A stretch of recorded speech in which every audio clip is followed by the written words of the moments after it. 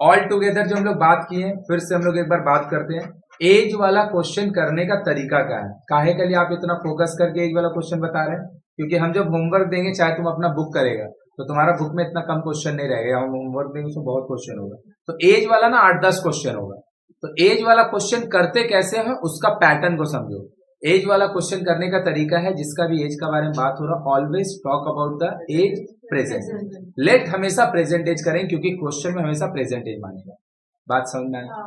दूसरा बात क्या है, एज वाला क्वेश्चन अगर हम कर रहे हैं और अगर एक आदमी का एज 10 साल पहले का बात हो रहा है, तो जान लेगा वहां पे जितना आदमी अवेलेबल होगा 10 साल सबका ही एज घटेगा। मतलब क्या बोले भैया, अगर हम बोल रहे हैं मेरा एज अभी 20 साल है, मेरा पापा का एज अभी 50 साल है, तो 10 साल पहले मेरा भी 10 कम होगा, मेरा पापा का भी 10 कम होगा। तो 10 साल पहले मेरा एज होगा 10 और 10 साल पहले मेरा पापा का होगा 40।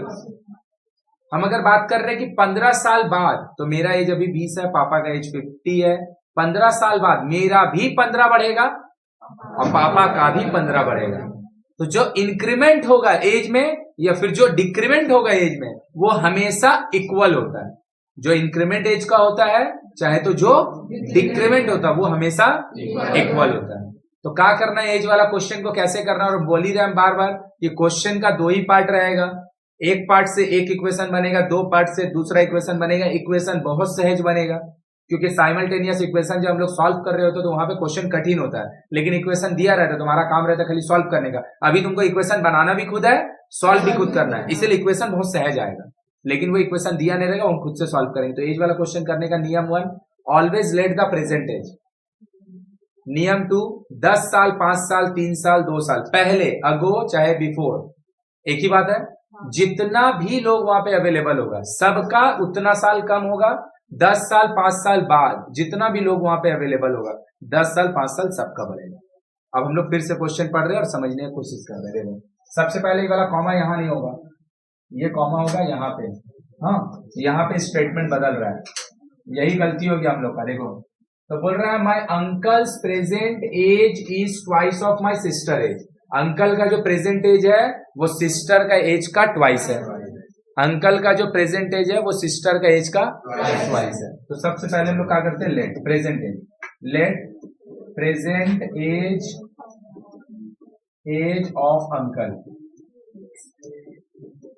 एक्स बोल दिए, प्रेजेंट एज ऑफ सिस्टर।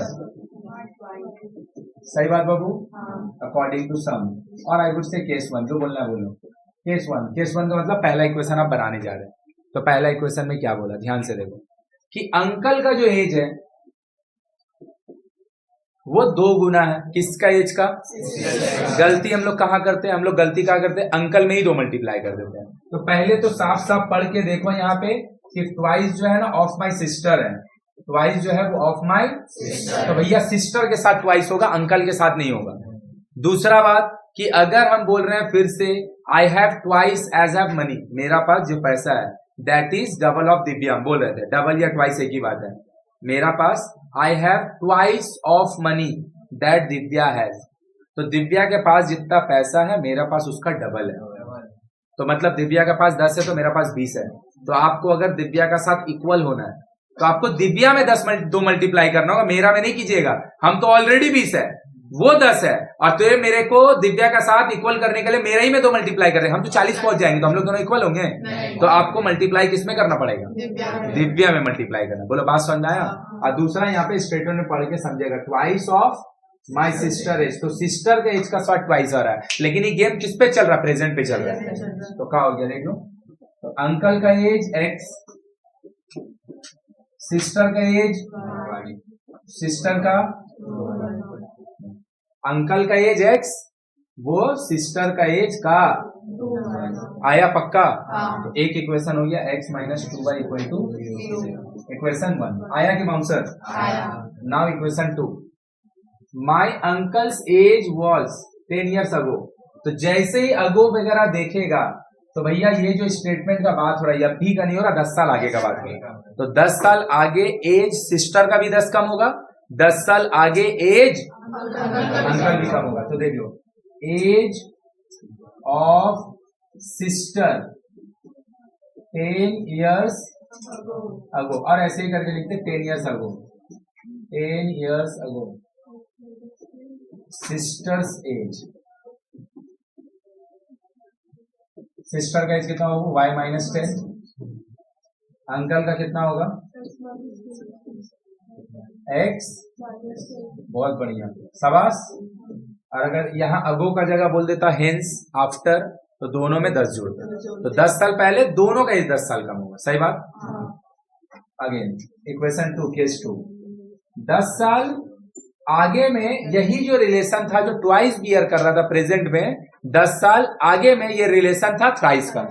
तो अंकल का एज 10 साल आगे, x माइनस 10, सिस्टर का एज 10 साल आगे, इसका दिस इज द इक्वेशन। बोलो आया कि बाउंसर की, तो ये क्या हो गया, x minus 10 is equal to 3y minus, इसको यहां ला रहे उसको वहां लेके चल जा रहे, तो x माइनस 3y, 30 माइनस में है, 10 जाके उधर प्लस में हो जाएगा, तो x minus 3y equal to equation 1, x minus 2y equal to 0 and x minus 3y equal to minus plus plus, ये दोनों कटेगा तो y प्लस हो जाएगा ना, और 20 भी, तो सिस्टर का एज कितना हो गया 20। और अगर हम इसमें पुट कर दे x minus 2y equal to x minus 2, y कितना निकाले हैं 20, उस पार लेके चल जाए तो माइनस 40 इधर, उस पार जाके तो क्या हो गया, अंकल का एज 40 और सिस्टर का एज, बोलो आया, तो पूरा पक्का समझ में आया। तो बनाने का तरीका क्लियर है, always let the present age, always let the 10 साल 5 साल 8 साल पहले सबका घटेगा, 10 साल 5 साल 8 साल बाद सबका बढ़ेगा।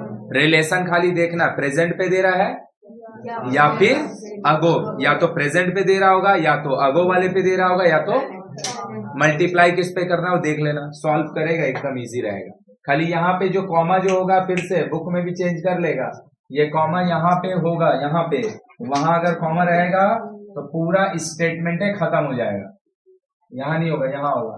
तो यहाँ से लेके यहाँ तक प्रेजेंट का इक्वेशन है, और इसका बाद से 10 years अगो का इक्वेशन, पक्का, कोई दिक्कत नहीं है। जल्दी लिखो।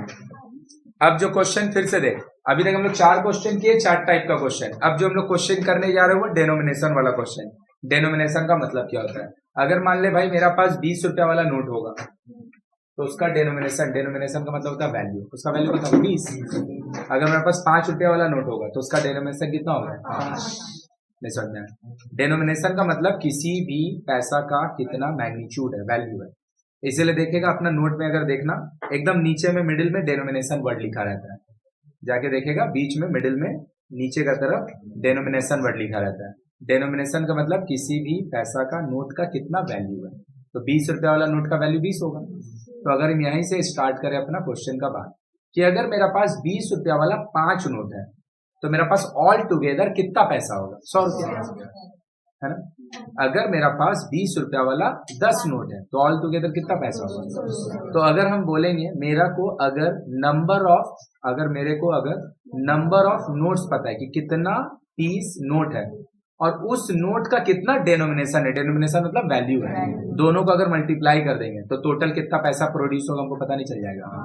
क्या बोल रहे हैं फिर से, अगर मेरे को पता है कि मेरा पास कितना पीसेस ऑफ नोट है, और दूसरा मेरे को पता है उस पैसा का कितना वैल्यू है, डेनोमिनेशन है, दोनों को मल्टीप्लाई कर देंगे तो क्या पता चल जाएगा कि टोटल आपका पास कितना पैसा अवेलेबल है। क्लियर, चलो बनिए क्वेश्चन। बोल रहे हैं क्या, बोल रहा है देव कुमार काकू ऑफ आवर विलेज ड्रॉज मतलब निकालना, पैसा विड्रॉ जो करते हैं ना उसी को ड्रॉ करते हैं। ड्रॉ 590 थ्रू चेक से पैसा 590 रुपए निकाले। He receives 70 notes all together, उसको टोटल कितना नोट मिला 70 पीसेस मिला, है ना। कैसा भैया, 5 रुपया का नोट और 590 रुपया का चेक देके वो पैसा निकाला, चेक भंजा के निकाला, उसको टोटल 70 पीस नोट मिला, जो 10 रुपया वाला नोट है और 5 रुपया वाला, इसके अलावा कोई नोट नहीं है, ये कंफर्म है। 70 पीस से ज्यादा या कम नहीं है, ये कंफर्म है 70 पीस है। बस हमको पता नहीं है क्या कि 5 रुपया वाला उसका पास कितना नोट है और 10 रुपया वाला कितना पीस नोट है, क्योंकि वही तो निकालने दिया। Let us calculate and right the number of the notes of ₹10 and ₹5। Question बनाने का पैटर्न बता चुके हैं कि क्वेश्चन बनाने का पैटर्न एकदम सीधा है कि क्वेश्चन में जो निकालने दिया है उसको लेट कर लीजिए। निकालने का दिया 5 रुपया वाला कितना पीस नोट है और 10 रुपया वाला कितना, कुछ दिमाग नहीं लगाना, जो निकालने दिया उसको लेट कर लो। आया मेरा बात समझ? तो लेट नंबर ऑफ, रुक जा बाबू मत लिख, number of pieces of notes of ₹5 equal to x number of pieces of notes of ₹10। कि भैया मेरा पास 5 रुपया वाला x पीस नोट है और 10 रुपया वाला, हाँ या ना? पक्का? केस 1 दोनों मिला के मेरे पास कितना नोट है? 70। लो x क्या है? 5 रुपया वाला नोट का कितना पीस है? y कितना है? 10 रुपया वाला नोट का कितना पीस है? दोनों मिला के 70 पीस है। दोनों मिला के कोई तकलीफ है? तो पहला इक्वेशन किसके बेस करके बनाया? पहला इक्वेशन बेस करके बनाया कि कितना पीस 10 का है, कितना पीस, दोनों मिला के कितना पीस है? 70 पीस। एक इक्वेशन बन गया। बोल बात समझा?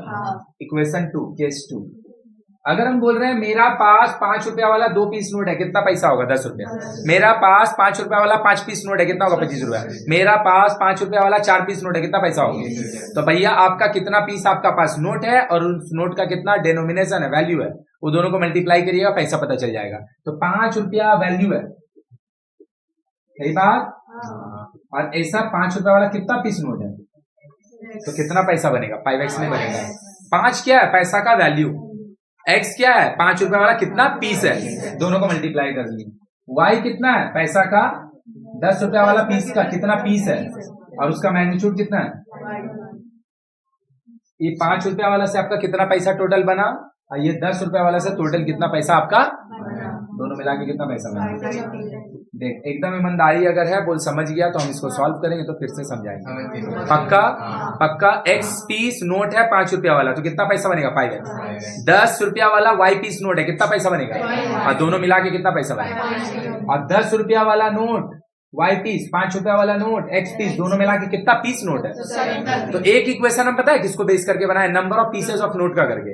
और एक इक्वेशन पता है किसको बेस करके बनाए?